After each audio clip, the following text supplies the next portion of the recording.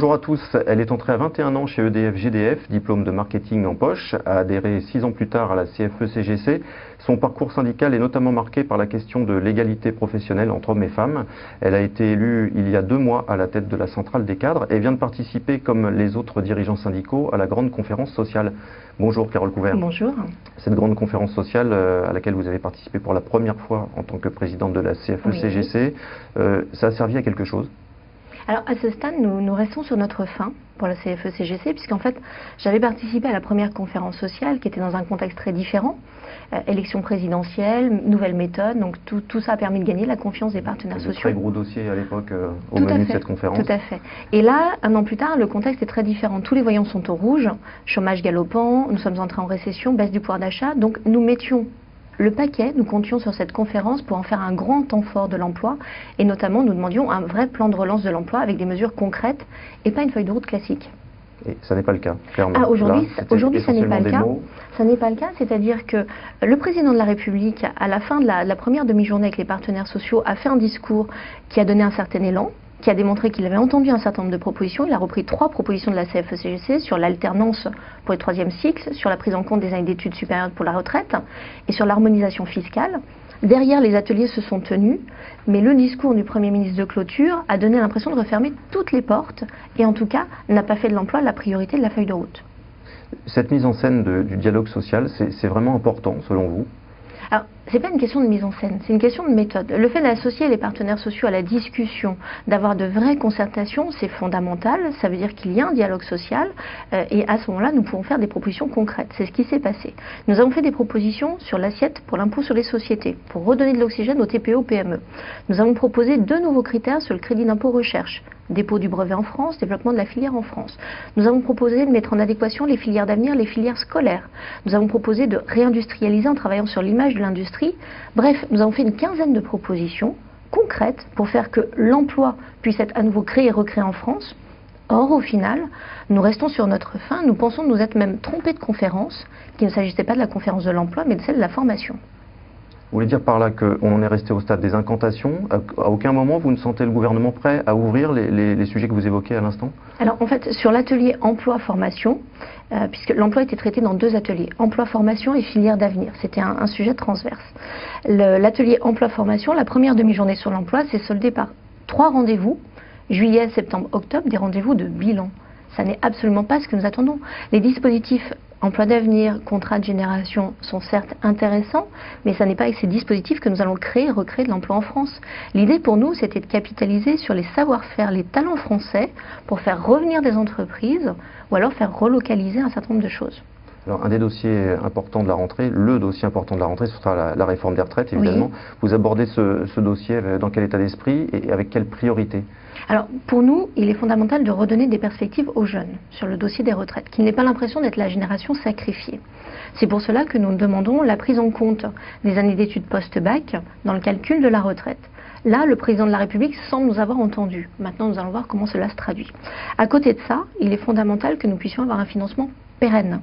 À la base, nous voulions parler de l'ensemble de la protection sociale, retraite, maladie, famille.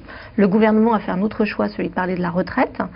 Nous proposons de sortir les charges salariales et patronales de la fiche de paye, de les envoyer sur la TVA avec un montant à négocier, mais derrière de flécher tous les flux financiers qui viendraient de cette augmentation de TVA à destination des différentes caisses de retraite. C'est pour cela que nous parlons de cotisation sociale sur la consommation. Seule une cotisation sociale permet de suivre les mouvements financiers.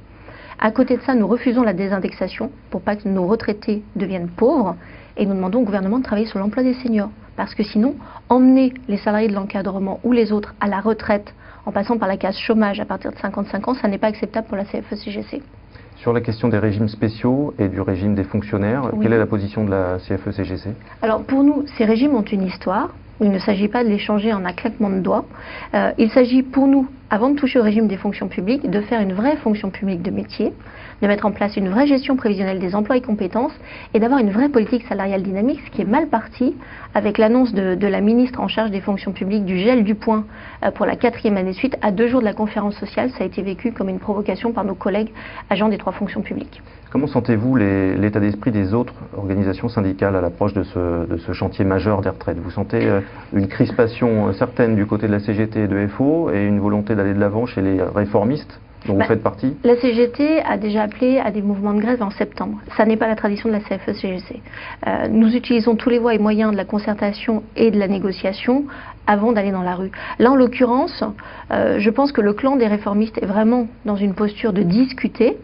Encore une fois, c'est une concertation, la décision revient au gouvernement en matière de retraite. Donc nous allons porter toutes nos propositions jusqu'au bout, fidèles à nos valeurs, afin de défendre les agents de maîtrise, les techniciens, les cadres, les ingénieurs, mais aussi nos collègues des fonctions publiques.